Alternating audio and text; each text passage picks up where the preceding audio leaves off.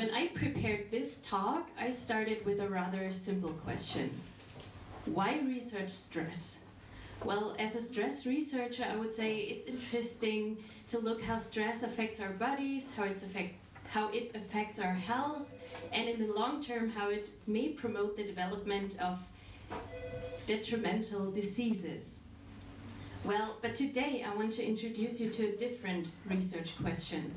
So I want to invite you to something psychologists really love to do, besides giving out questionnaires, of course. I want to invite you to a little imagination exercise. So, good thing is, most of you are already sitting, so please relax, take a deep breath, but don't close your eyes, you'll need them. Okay, so imagine the following scenario. You see an advertisement for a stress study in the lab. Something when you're studying psychology is rather common.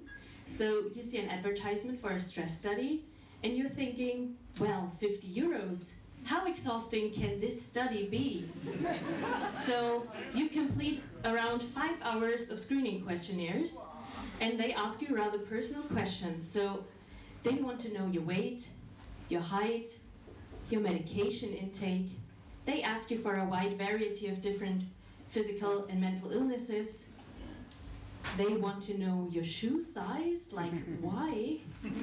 And in the case you are identifying as female, they want to know about your contraception method and your menstrual cycle.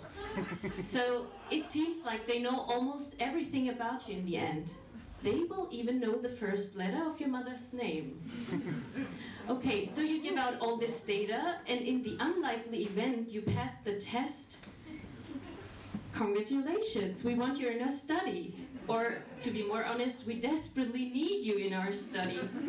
So, in the following days you'll get instructions.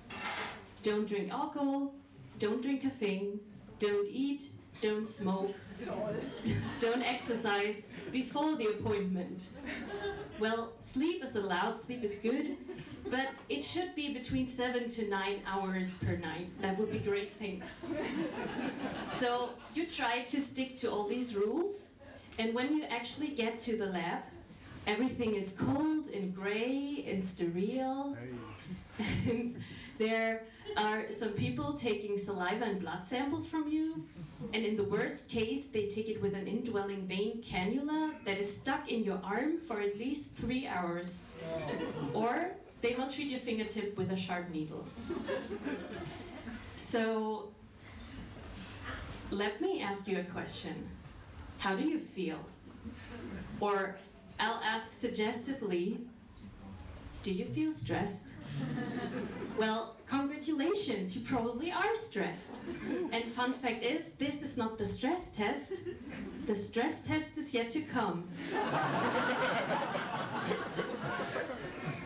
So, looking at the title of my talk, I guess it's more important to talk about how to research stress instead of why, but better. And how can we do that? How can we research stress better without stressing our participants before we actually intend to stress them? So, in stress research, we're looking at physiological changes, like changes in cortisol, for example, a stress hormone. But because of that, stress research is rather expensive in a monetary and people-related way. So it takes millions of euros to pay for all the biomarker samples.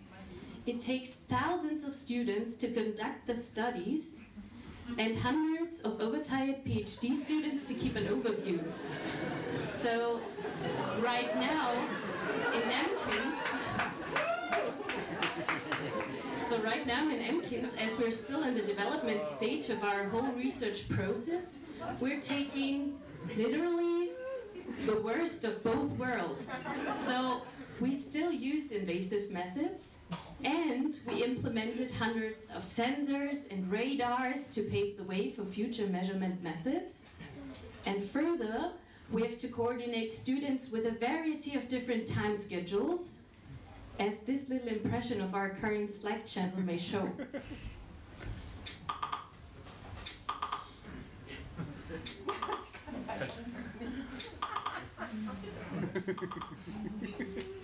Well, it gets harder before it gets easier, right?